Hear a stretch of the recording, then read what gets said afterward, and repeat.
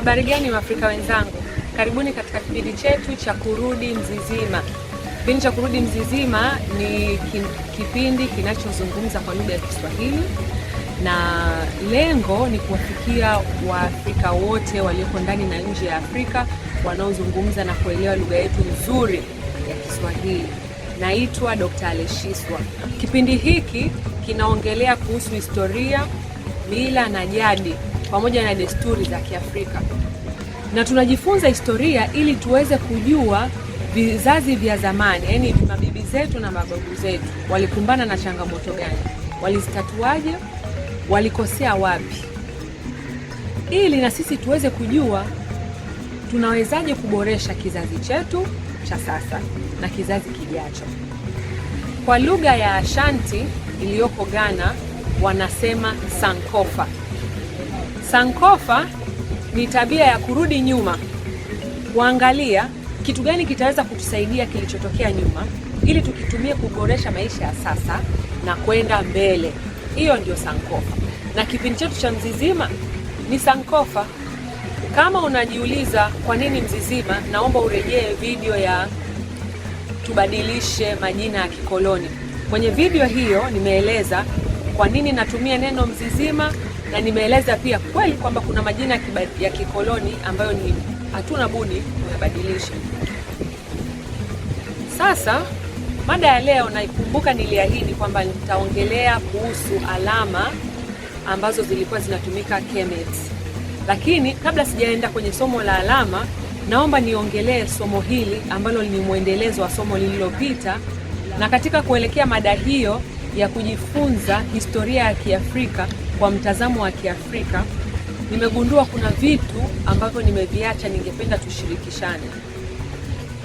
Cha kwanza ambacho nitakiongelea leo ni hii falsafa ya Kigiriki, ambayo falsafa ya Kigiriki ndiyo iliyoenda kuzaa ustaarabu wa magharibi, yani Western Civilization. Western Civilization imetokana na falsafa ya Kigiriki. Falsafa ya Kigiriki imetoka wapi? Falsafa ya Kigiriki chimbuko lake ni kwa mtu anayeitwa Thales. Thales ndiyo baba wa falsafa ya Kigiriki. Kwa lugha ya kisasa tungesema Thales ndiyo baba lao. Thales ni Mgiriki aliyeenda kusoma Kemet, kusoma hesabu na vitu vingine vingi ambavyo vinajumuisha falsafa ya Kigiriki. Haswa, yani alitoka kwa Ugiriki, alibeba begi, akaweka nguo pamoja na vitu vingine vinavyomhusu, akaenda, sijui alienda na farasi au alienda kwa nini, lakini alienda mpaka Kemet, alikaa darasani, akafundishwa na walimu walioko Kemet kuhusiana na falsafa ya Kemet, ambayo ilikuwa ni falsafa ya Waafrika weusi wenzetu, babu zetu na bibi zetu. Hao ndio waliomfundisha Thales. Thales alirudi kwa Ugiriki baada ya kujifunza Kemet na akaenda akaanzisha taasisi ya falsafa kule Ugiriki, Athens. Thales alimfundisha mtu anayeitwa Socrates. Yaani katika wanafunzi wake wengi Socrates alikuwa ni mmoja wapo. Socrates alimfundisha mtu anayeitwa Plato. Plato alijifunza kwa Socrates miaka mingi. Plato alikuja kumfundisha mtu anayeitwa Aristotle. Kwa hiyo Plato alimfundisha Aristotle kama miaka 18 hivi. Alafu Aristotle akaja kumfundisha mtu anaitwa Alexander ambaye alikuwa mfalme wa Ugiriki. Sasa hapa historia ndio inapopendeza. Alexander alikuja kuwa mfalme wa Ugiriki, akawa na himaya kubwa, akatawala mpaka India, akatawala mpaka sehemu nyingine za bara la Ulaya, na akatawala Kemet. Kwa hiyo Aristotle akawa na uwezo wa kumiliki zile nyaraka za siri zilizopatikana katika maktaba kule Kemet. Kwa kuwa mwanafunzi wake ambaye ndo Alexander alikuja kuitwa Alexander mashuhuri, alikuwa ni mfalme. Umeona sasa? Kwa hiyo Alexander mashuhuri akiwa mfalme, Aristotle aliweza kupata nyaraka zote za siri zilizopatikana maktaba, zilizopatikana kwenye masinagogi, zilizopatikana kila engo ya Kemet. Ndio maana Aristotle aliweza kutoa vitabu 1000. Yaani hesabu 1, 2, 3, 4 mpaka vitabu 1000. Aristotle aliweza kuvitoa vikiongelea vitu vingi tu, kuanzia fizikia, biolojia, metafizikia, siasa, haki, ukweli, upendo, furaha. Yaani Aristotle alikuwa anaandika, yaani kama kimashine hivi, kila siku kinabutua vitabu. Na kwa nini asibutue? Si kwa sababu anayo maktaba ambayo ina vitu vyote tayari vimeshaandikwa. Kwa hiyo yeye sasa, kama tunasema hivi, Thales ndio alikuwa baba wa falsafa ya Kigiriki. Aristotle ndio alikuwa konki. Yaani yeye ndio alikuwa master, kwa sababu yeye aliandika kupita wao wote niliowataja, yani kupita Thales, kupita Socrates, kupita Plato. Aristotle aliandika kuliko hawa wote. Kwa hiyo yeye ndio akawa sasa ndio mkubwa wa falsafa ya Kigiriki. Wenzetu bwana wanajua kupandishana. Alexander alijulikana kama Alexander mashuhuri, Alexander the Great, kama Alexander mashuhuri, mpaka kuna mji ulioko Kemet uliitwa kwa jina lake, uliitwa Alexandria. Huu mji ambao unaitwa Alexandria leo, mpaka leo hii, ulikuwa una jina lake, ulikuwa unaitwa Ra Kadet. Haukuwa unaitwa Alexandria, ulikuwa unaitwa Ra Kadet. Lakini kutokana na umashuhuri wa Alexander, mpaka kukawa kuna mji unaitwa Alexandria. Yaani nasema kwamba wenzetu wanajua kupeana sifa. Huyu mtu alijulikana kwa jina la Alexander mashuhuri. Mashuhuri kwao. Huyu ni mashuhuri kwao. Sio mashuhuri kwetu. Kwetu sisi kama Waafrika, mtu alikuja kutuvamia na kuiba nyaraka na siri ambazo mababu na mababu zetu na mabibi zetu walizitambua. Yeye amekuja kuiba na kampa mwalimu wake, wakawa wanazitoa huko ulimwenguni.